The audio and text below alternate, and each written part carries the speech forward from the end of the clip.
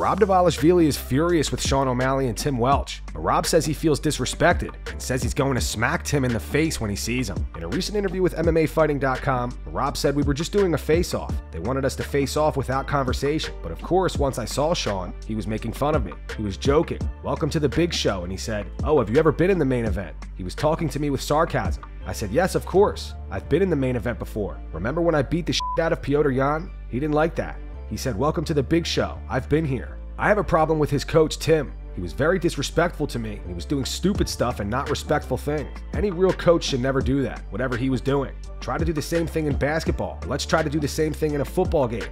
It will give you a disqualification. Only the UFC can you get out of this. Coach your guy, coach your fighter. Don't be disrespectful to the opponent. What kind of people does this? Only a snake person does this. Even now he's talking on his podcast, like making fun of my height, making fun of my nose. Even now he has some fans said some stupid things. Nothing is real. He's making up some stories about me, which is not true. He deserves me to smack his face. That's what I told Sean O'Malley. Hey Sean, tell your coach to shut his mouth, because I was so pissed when I saw all these videos. How he does stupid things, how he talks stupid. I told him to shut his mouth. He said, oh, you should fight him. Bro, I'm talking a street fight. You think I'm going to go in a cage and I'm going to have a referee and I'm going to have rules there? I'm talking about when I see him. I'm going to smack his face. O'Malley said he's bigger than you. That's why we have weight classes. I don't give a shit.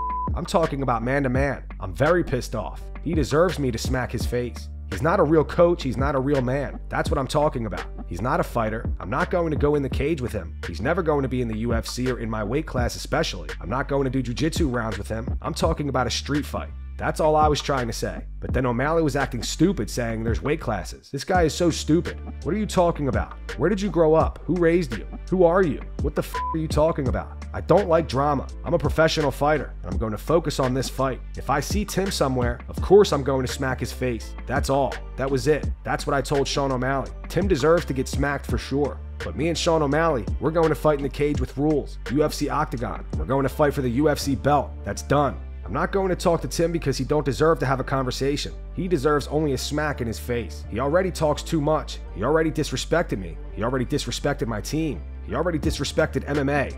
He deserves to get smacked. Khabib Nurmagomedov gets surprised when a fan knows how to speak Russian. Surprising the goat of UFC with my Russian. Nice to meet you. Здравствуйте. Приятно познакомиться.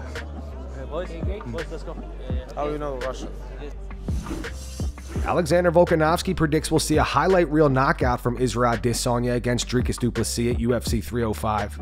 I'm expecting a performance from Israel Adesanya, like a proper performance, like you know how you've seen the Paulo Costa's performance, a fight like that where he goes out and just does it in impressive fashion. Because Dricus is very awkward, very unorthodox. He's got an awkward pressure, and we've seen obviously an awkward pressure from Strickland give Izzy problems, but that doesn't happen to Izzy twice. There's no way that fight looks the same. Izzy's going to have a completely different adjustment, and he's going to capitalize. The awkward, unpredictable sort of style that Dricus is going to give. I don't feel like Izzy's going to be surprised. I think Izzy might have been a little bit surprised with the pressure and the defensive pressure from Strickland, but I don't think there's any surprises this time. I think he's expecting, you know, an awkward fighter to be coming, putting the pressure on him, and I think he's going to be ready to capitalize on that. And that's what I mean by getting a finish. I mean like you coming in doing all this sort of stuff and him just doing his freakish sort of stuff, leaning back, boom, boom, sort of, you know, like a Rob Whittaker type finish while he's, you know, you shouldn't be in positions like this and knocking people out. That's just how good Izzy is, and I think that guy turns up. UFC 305 main event. I think Israel Adesanya is going to put on that type of performance where he goes out and gets a crazy finish.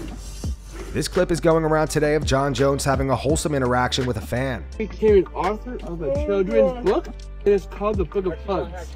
On your birthday today, I'd like to give you my book, The Book of Hugs. Okay. Oh. My question is, this is absolutely beautiful, but does it come with a free hug? Oh, thousands of them. Let's go! Let's go, Tim!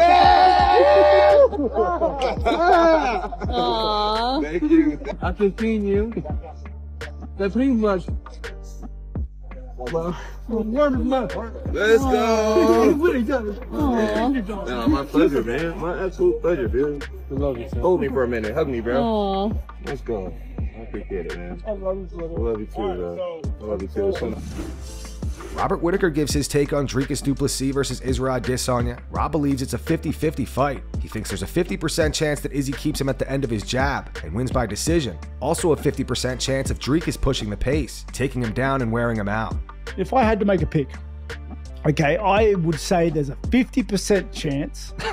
This is my confidence here, okay? This is you sitting on the fence. Okay. Yeah, I'm sitting on the fence, but I mean it. It's 50. They're 50-50 odds. That's how much I think either one could sway, right? I think there's a 50% chance Izzy kind of keeps him at the end of his jab, utilizes that spacing, doesn't get his back put against the fence, defends some takedown, but ultimately wins by decision. Okay? And I also think there's a 50% chance Dricus does what he did to Strickland, pushes into that space, takes him down, wears him out, turns into a dogfight, doesn't get a finish, but drags it out to the point where he is still the remaining champion. Yeah. 50-50. My money's on those two results, kind of methods of winning. Can I be wrong? Yeah. Have I been wrong? More often than not. But that's where I sit. If I had to strike a wager, one of those are going to happen. Flip a coin. Deiveson Figueiredo discusses a potential matchup against Petr Yan. On the Show Me the Money podcast, Deiveson says he's down for it. He also discusses moving up from flyweight to bantamweight and how the weight cut at flyweight took a huge toll on him. O único que tá sobrando no top 5 ali é o Petr Yan. Você acha que essa vai ser sua próxima luta? Eu te confesso, cara, que já chegou a mim, né? Ele é uma possibilidade para lutar comigo. E é um cara que vem me chamando para lutar já há muito tempo, né? Eu tô à disposição. Irado. Eu não vou descansar. Hoje eu tô aqui, tô querendo voltar para casa, mas não vou descansar, te confesso que não. A partir do momento que eu comecei a treinar com o Patrício, ele não deixa a gente descansar, cara. Então eu aprendi isso, cara. E principalmente a questão do alimento. A categoria de baixo, ela me sacrificava muito. Eu era um garoto humilde que comecei a pegar dólar, comecei a pegar grana. Então eu queria comer do bom e do melhor, e comer sem me privar. E eu vi que isso fez muito mal pra mim. E hoje eu sou um cara de 36 anos, então... Tem que se cuidar, né? Eu posso me alimentar muito bem, cara. Se eu posso ter um dia, 2 dias na semana pra comer algo saudável, sabe? Sean Strickland has made some serious accusations against well-known MMA manager Tiki Gosen. Sean posted this to X. He wrote, "Alright, f*** it.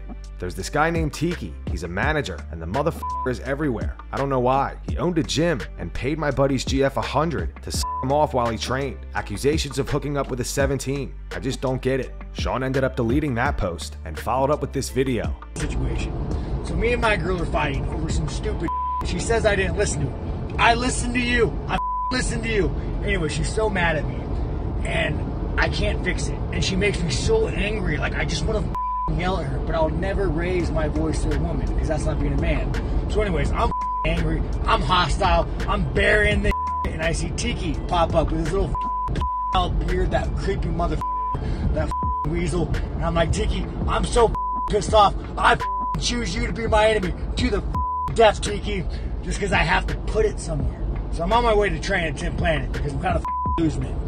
Anyways, long story short is after MMA, you guys, I'm going to be in a real bad place. This user replied saying, Tiki Gosen? Sean said, yep, that's the guy. Another user said, someone's getting exposed. Sean said, nah, dog, he's been exposed. That's what I'm saying. Like, he's been exposed, I don't get it. This user said, where's his gym? Sean said, HB Ultimate. After my buddy posted the text, I never went back. And shame everyone who still goes there. And this user said, what a Sean said, facts. But this motherfucker was literally managing the fucking guy and training him. Like, how is he still around?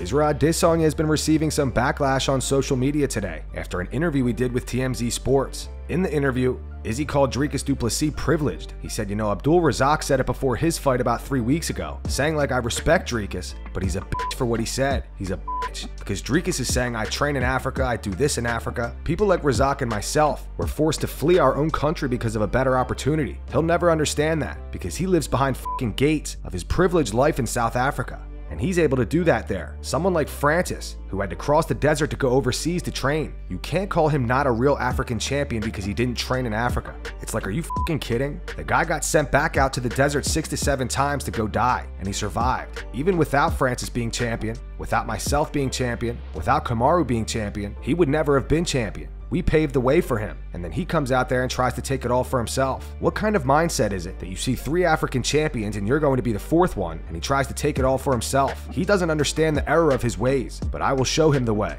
Now, people took issue with this statement because Izzy called Dricus privileged. Israel Adesanya was born in Lagos, Nigeria, into a life of comfort and advantage. Life was really easy for me because my family was well off and everything was just taken care of. I didn't really have to worry about anything apart from getting in trouble.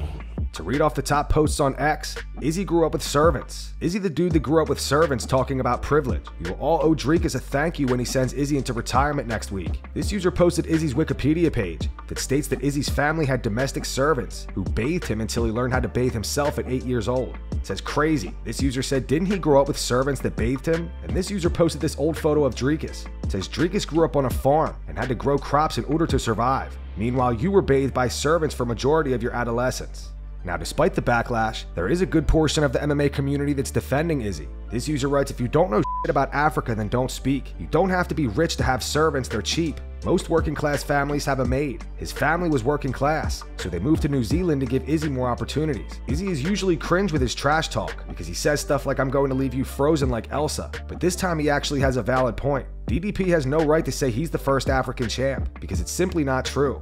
Usman was the first champ from Africa. It's extremely common to have servants in Africa, wealthy or not. You don't have to be rich to have servants in Nigeria. And don't necessarily agree with Izzy, but this means nothing. In third world countries, a maid or housekeeper doesn't mean you're rich. And that's going to wrap it up for the news. Thanks for watching. For daily MMA news and content, subscribe to Full Mount MMA and click the bell icon to be notified when we post videos. Here are the 3 top comments from last video. The first one's in reference to the Alex Bejeda accusations. It's from The Eagle Has Landed. It says, trying to destroy a father of 2 with this kind of bullshit should get you jail time 3 to 5 years for false accusations.